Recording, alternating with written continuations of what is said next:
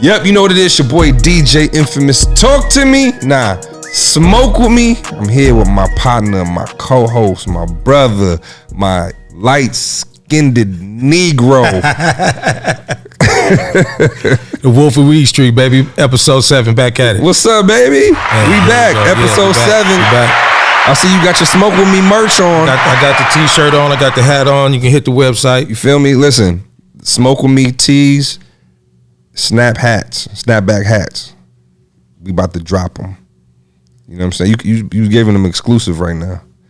You know what I'm saying? I got the trucker on today. Yeah, well, no, I wore one the last episode, but I ain't gonna front it, bro. You look a little better on you. You know what I'm saying? I ain't gonna lie. You got the trucker on. You got the beard looking like the. Mr. Shut Up and Train got us. Getting ready. And I listen. I ain't gonna lie. I'm not ready to do that again. I'm not ready to smoke and then get in the gym and just. It works for me, but I ain't gonna front. After 420, I stopped working out. I know. I stopped working out, and I've been busy, man. You know what I'm saying? Session put you under the dirt, huh? Yeah, man, I ain't gonna lie. It was a little. I was a little hurt after that. It was a lot going on. You know what I'm saying? Interviewing people, being a husband, and the kids, and the Infamous. Then I got DJ Faluda. Then I got to come back, get into the Cannabis back in Las Vegas, and then got to come here, do a podcast with you. It's a lot, man. You know what I'm saying? You're moving. You got motion. I mean, you got motion. Yeah. So what's new with Winter Circle, man? Tell me what's new with Winter Circle. We got the dispensary license pushed back a little bit. We'll be open in about 30 days. Yeah. So the dispensary will be open. The cultivation is up and running, man. We just did a big 420 merch drop with Desto Dub. Nice. That was received really well. Yeah. Product is still available online. Check the website, winnercirclegenetics.com. Other than that, man, just happy to be back shooting the show, man. I get a lot of good DMs, a lot of good comments, a lot of positive people following the show and want to see us keep doing what we're doing, man. Right. And let's go right into it, man, because this is a different show. You know what I'm saying? This is on our platform we try to be informative. We try to incorporate people that's, entrepreneurs in the cannabis business. But we also want to showcase people that can help push these laws, help, make cannabis legal in certain states and in certain markets. You know what I'm saying? So today it's our honor. It's our honor. It's our honor, Jose, that first, before I announce our guest, I say, listen, what camera am I looking into, Jose? This one. Listen, when you go to Las Vegas, right, and you get your bags and you probably got your car service or you got your Uber, however you get around when you get there. Don't go to the hotel. Don't go get nothing to eat. Don't do none of that. Go straight to Hardin Cannabis Dispensary in Las Vegas. They have the best flower, the best concentrates, the best menu. The best menu. Oh, their THC CBD lotion. Like when I'm playing basketball with my son and that, that game is over with and I need to I'm getting older. Yep. That THC lotion and CBD with that CBD in it. Listen, go to Hardin and get all the best products in the world. You know what I'm saying? Holla out one of our bud tenders. They'll take care of you. You know what I'm saying? Shout to Zach, shout to Adam, the owners. You know what I'm saying? So when you land in Las Vegas, go straight to Hardin Cannabis Dispensary and they're going to take care of you. Tell them the Wolf sent you. Tell them the Wolf sent you. Smoke with me. You know what I'm saying? But let's get to our special guest, man. Like I said before, this is a special episode, and we have former Congressman Kwanza Hall in the building. Kwanza talk to me. What's going on, my brothers? What's good? Thank y'all for having me on Smoke With Me. This is really a unique asset that we have in our community. It's here in Atlanta, but of course you're impacting the whole nation. There's a lot of states that don't have it legal, right? Like Las Vegas, and we don't even have our medical program all the way up. So we've got to continue to be the voice of the voiceless because there are people who need access to these products because it can change their lives, especially children, right? And older folks, everybody, right? Benefit. So I'm glad to be here. So let me ask you, what made you want to like push for that and fight for that? Like what made you? Because a lot of people wouldn't want to just jump into it like that. I'll be honest. Growing up, I remember seeing the Peter Tosh Legalize It album. My father and my mother, they always played that around the house. My dad was a very active person. He was the leader of many movements, but in particular, he was the youngest member of Dr. King's staff. And Both of my parents were activists, so I inherited that legacy of commitment to community, and making change happen. Right. Fast forward, as a city councilman in 2016, I began to work on decriminalization of possession of less than an ounce in the city of Atlanta. Mm-hmm. We were able to pass it in 2017. We got, I think, almost unanimous support from the council. Mayor Reed did help us as well. He stepped up. It was one of those things that it's still taboo in Atlanta and in Georgia, but really we know, actually, you go to other cities and states where it's legal, there's more smoke here than it is in those places. Yeah, you can't even smoke in most of those places. We got a hidden thing going on, and the session was phenomenal. Facts. Let's slow it down for a minute, because this is one of the reasons that I'm glad to have you on the show. This is one of the reasons that we have this platform, is to educate everybody that's watching. So one of the key things you said was the decriminalization and the possession of under an ounce. So can you just slow that down and kind of let the listeners and everybody in Georgia kind of know what the law is? Because I think that part of the reason is some people don't know the law. Yeah, so that, that passed for Atlanta, and it has passed in a few other cities, but it is not legal throughout the state. Okay. It is at the jurisdiction of, the state leaders to choose where and when. If you're in a different county, a different city, they can decide whether they want it. What I'm doing is, I'm running for lieutenant governor. I'm running to ensure that we have that as a law throughout the state. So, you're in Metro Atlanta. You think you're in Atlanta. Yeah. Right. People get hemmed up and jammed up after we passed that law in 2017, thinking I'm in East Point. I think I'm in Atlanta, but I'm in East Point. I'm in College Park. Right. I'm in Dunwoody. I'm in Sandy Springs. I thought I was in Atlanta. I just got here from San Diego, California, so I don't know myself, that the rules are different. So we got to communicate that, still let people know. And we just need to go ahead and make sure we get out here and vote, get people who are voting, who are working for your interests in there, people like myself, so that we can change these laws, plain and simple. Yeah, so I think that's really important, is that, a lot of people don't really actually know the counties that law does apply. So facts. I'm happy that you kind of slowed that down and broke that down for everybody. So, that was one of the major things that I remember about your movement when it started was, how you were a cannabis activist, and how you pushed to get that legalization, legislation here. So what else are you working on right now? Yeah, and I'll go ahead and break a little news for y'all. I grew up around family members who smoked, here, Chicago, other parts of the state, but I didn't really smoke growing up because I didn't understand, and it seemed like it was this gateway drug type of idea. Right, to other harder things. Yeah, the harder things, and I saw that in my family. But after running for office, working on decrim, I began to research, and I had done plant genetics when I went to college at MIT. I began to research the plant, and I said I wanted to learn. I was in California, Colorado, Florida. I wanted to know about medical solutions or strains that could help you be more focused, more creative, have less stress, less anxiety, get more done. Right. And the idea was always it's a couch lock, but that's not true. We all know this. So I began finding them, and I was like, wait a minute. If I would have actually had this in my life when I was an elected official, I would have been a better and more balanced leader. Right. And my life changed in 2018 or so when I had my first exposure. And since that time, I've been researching it, got involved in the business, have participated in the business in pursuit of licenses with a majority minority firm. I stepped away from it when I ran back for office for Congress and was elected. I voted on the MORE Act, and we want to see that pass at the federal level. It would expunge all the records of those who've been impacted federally, but that's only a few thousand people. In every state, we need leaders such as myself who want to expunge the records of those who've been impacted in the state system and in the county systems and the city jails. Right. So can you just speak on that again for a minute? Yeah. Because I think that, expungement is a big question that we get all the time on the show, and how does that work, and how does that can be applied to people here in Georgia for different marijuana crimes? Right. So Georgia still doesn't have a program like states like New Jersey or places like California. There's many states that are far ahead of us.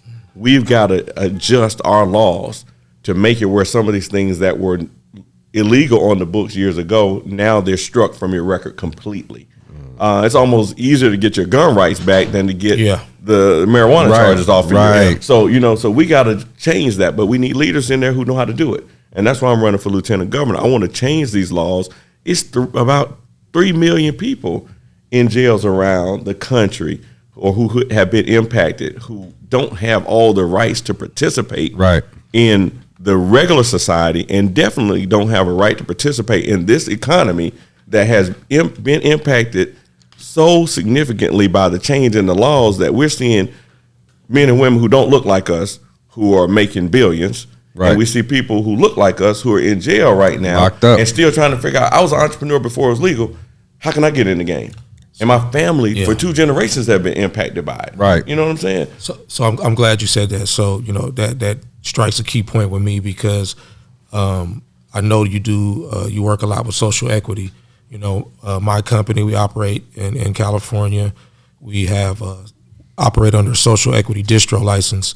So can you kind of educate our listeners and everybody that's on the platform of just, you know, I've tried to, you know, we spoke on social equity before, but I would like you to add your, you know, expertise and know-how in social equity and, you know, in the different programs and how it can, you know, be kind of a stepping stone to kind of, you know, at least getting us a foot in the door to getting the cannabis industry. Yeah, for sure. So in Atlanta, under our first African-American mayor, Maynard Jackson, he held up some of the very significant Atlanta airport contracts to ensure that minorities had equal participation based on some number similar to the amount of individuals that live, the percentage of individuals in the city. So it was a 30% requirement that was placed on all contracts in the city of Atlanta. And that started in the early 70s after he was elected in 74.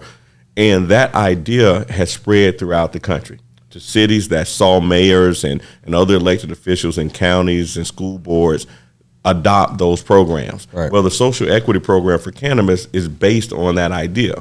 One of the positives is it sets a tone as to who gets to participate required by law, who gets to participate in terms of demographic, in where they live, what their race is, if they've been impacted by the war on drugs, and even income.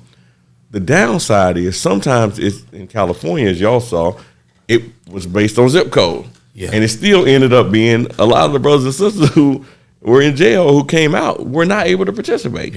And they didn't win any licenses. In Colorado, they gave out licenses and still, I think it might be 3 who were black. Now, it's not as many people brown and black in Colorado, but in other states, then the numbers began to make it difficult. The cost and barrier to entry to get in the game. Because it was not economically feasible for someone to come up with, you know, even $500,000, let alone millions, to just be a micro, and they didn't have a micro license. So there's a lot of challenges that we see all over the country. Every state has a different program. I think Georgia tried to do it purely from the medical. What I have to applaud Georgia for is that there was a conversation around ensuring that there was a minimum percentage of minority participation. People always, you know, fight about these state programs, and there's always lawsuits. But at the end of the day, any state that's trying to make it where more people get to participate who look like us and who've been impacted by the war on drugs is going in the right direction, but the numbers still are not where they need to be. This is one of those industries where we should have more than 50%. Like we see other communities having a large percentage of the food industry or the media industry or financial services. We know who runs those sectors. This is one that we should be running. Plain and simple. I agree. I think I live by that one. I think there is, you know, it needs to be education, it needs to be programs, it needs to be accelerator programs just for us to learn just to how to even, if we get access to this licenses, how to be successful. So, you know, I think that, you know, it's going to take a lot, but. I think in our community is lack of information, you know, for the majority part of it. You know what I'm saying? I feel like, us having these platforms, like we don't have a lot of platforms to really speak about this either. You know you're doing a great job. That was the basis of having the Smoke With Me podcast. Like we want to showcase build this platform up to have, you know, people can have a voice. You know, other entrepreneurs can have a voice, and you know, people as yourself, you know what I'm saying, can have a voice to talk about this. You know what I'm saying? So it's even job opportunities and the training, like you just mentioned. I mean, you can go from you can sell and make lights. You can make fabric that goes on the walls that covers the the heat that can impact the sun. You can make candles. There's a bunch of different industries that are created so off many of it. things we've talked about that on the show. Yeah. So it's really right for every young person to participate in. Just like we try to do Bitcoin, crypto. We trying to do all the digital things. It's one you got to have your toe in. Right. Everybody.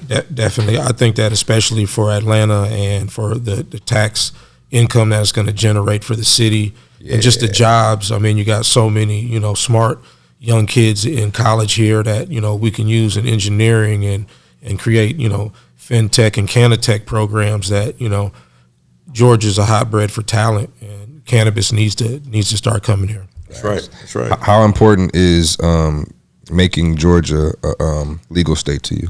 It's very important, but I don't want to just see it go legal without a lot of measures in place to have social equity, affirmative action, because if we go legal and everybody rushes in, you're talking about $20 billion companies. Right. Speak on it, yeah. And they're all coming in, and they will just bow us out.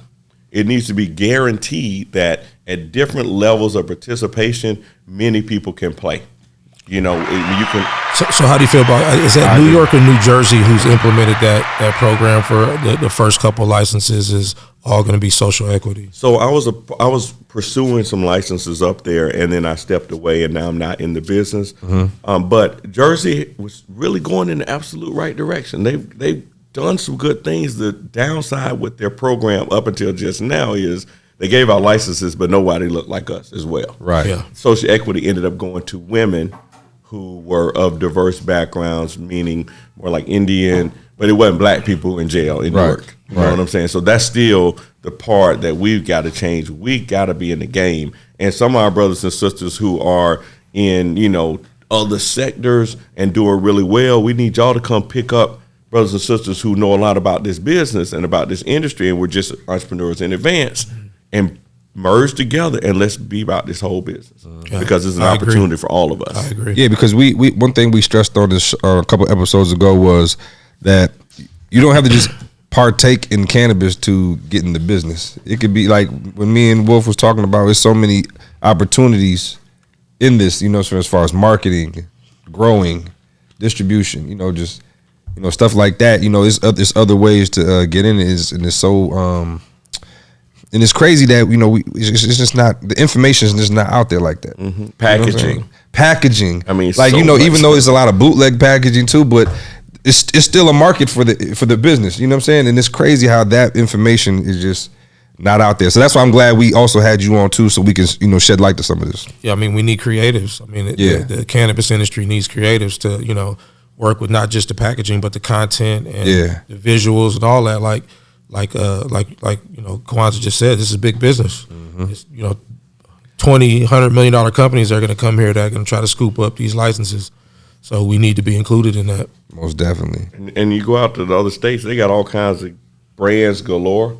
But we know our creative culture here is far more adept at succeeding at marketing something. Yeah, we have expertise. We come out the mud with stuff. Yeah. So those companies need us. We got to leverage our value proposition. You know what I'm saying? You're doing it right. When Circle is doing exactly that. So, y'all have put some deals together, man, that are commendable. And I'm watching, and I just want to clap you up on that. That's real, man. Appreciate that. We just getting started, but I appreciate that. Yeah, most definitely. Like building the company and building this platform, man, we definitely trying to get it there. Definitely trying to get it there. So one thing I want to ask you is, you being a native from Atlanta, did you ever picture Atlanta being, in this, in the conversation of having cannabis is, legal and having, people making it a business here, like, outside the music, we got music, food, fashion, our strip club culture and all this other things. It's gonna have some of the best dispensaries. Most definitely. In the world. Yes. Did you ever Amsterdam? You know what I mean? That level, California style. Yeah. I think that we are we're a place that has always fostered the growth of black talent. Facts. At the level of excellence. Claps to that. Get your hand claps up, man. I told you you've been slacking, man. Claps to that. Yeah, man. I'm like 5 deep already, man. Shit. Right. Damn, I'm gonna get a Uzi hand clap. Because the reason why I asked, because I ain't gonna lie, like with everything that we got going on, I'm like, man, if cannabis become legal here, out of all the brands, well, before you answer that question, because this is something else I wanted to ask you too, because what I don't understand is how can some place like Mississippi be more forward thinking than Atlanta and already be working on being medical? Yeah, Mississippi. That's kind of that's backwards.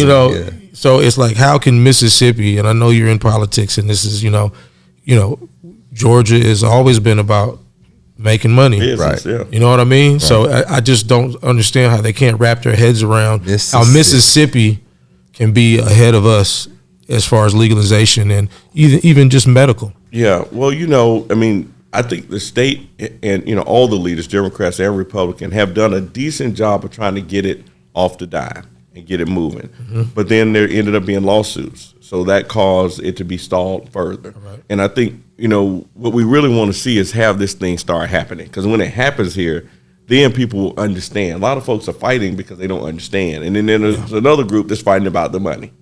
Yeah. And if you got both of those happening at the same time, then we lose. Right. The patients lose. Yep. The entrepreneurs lose. Those who've been impacted by the war on drugs in and outside of the system lose 3 times as much.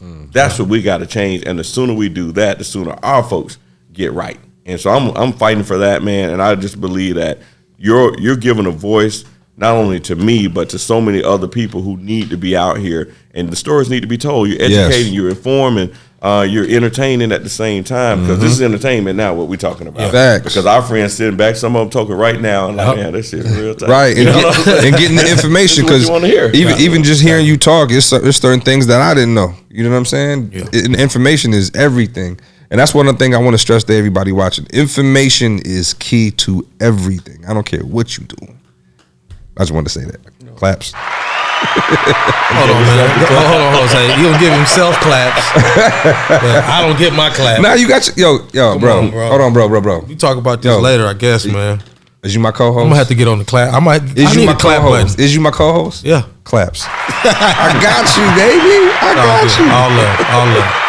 So what's some more goals, man, that you have for the city, man? Like, what's some more plans you got for the city? Well, I mean, and also, how can they come support you? How can they come help you with your campaign? Most definitely. How can they come be active? Most important thing. Where can they follow you on social media?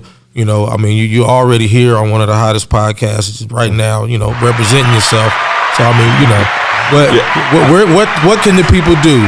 Yeah. To get in contact with you. He said that because he wanted the clap. So go ahead, continue. Now you feel me. But I'll tell you, so number one thing is early voting has already started. Right. Okay. We have the numbers to win this election hands down amongst your listeners, all our friends. If everybody who goes to Compound Vision or any other places we all grew up or still go to, Magic City Strip Club, if they just go vote, if all our friends vote, we win. Facts. Right. So I've always said that. Early voting has already begun. If you haven't voted, y'all go vote for Kwanza Hall, for Lieutenant Governor. Also, you can share it on your social media. I've got things on my page. Omar and some other brothers, Shot is helping me put some things together so we can kind of spruce up our social media. Y'all can help me if you got friends who can do that. Put the word out. Give them the social media so we can get. Okay, it's at Kwanza Hall, KWANZA HALL. So if you take some time and just kind of spread the word, TikToks or Instagram or wherever you are, Twitter, if you use that.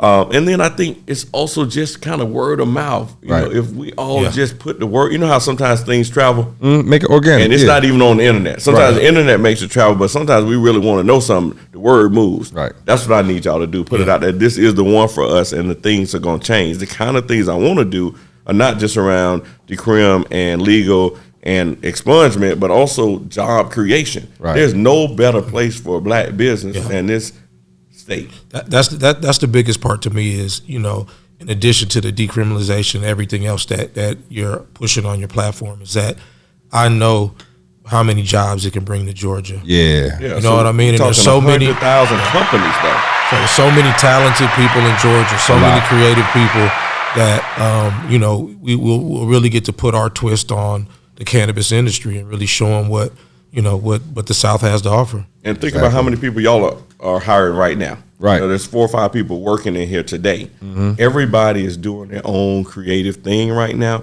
and we're creating jobs. Mm-hmm. I want to see more entrepreneurs. I want to see 100,000 entrepreneurs with new companies be created. So you might have 3 companies. Right. You might have 5. He might have 5. But when you add it up, we could all have 100,000 in this state owned by blacks, minorities in the state, new companies. And then the other thing is, the state budget is $30 billion a year. Right.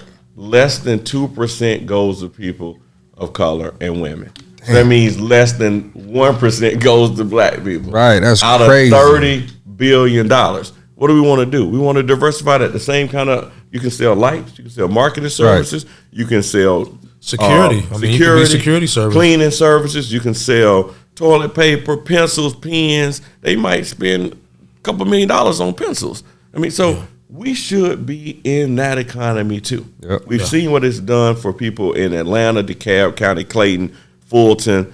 Let's do the same thing in the state of Georgia. We're 30% of the state. I want to see 30% of that money go to communities that look like us. That'll be $9 billion. $9 billion regenerated with the legalized program.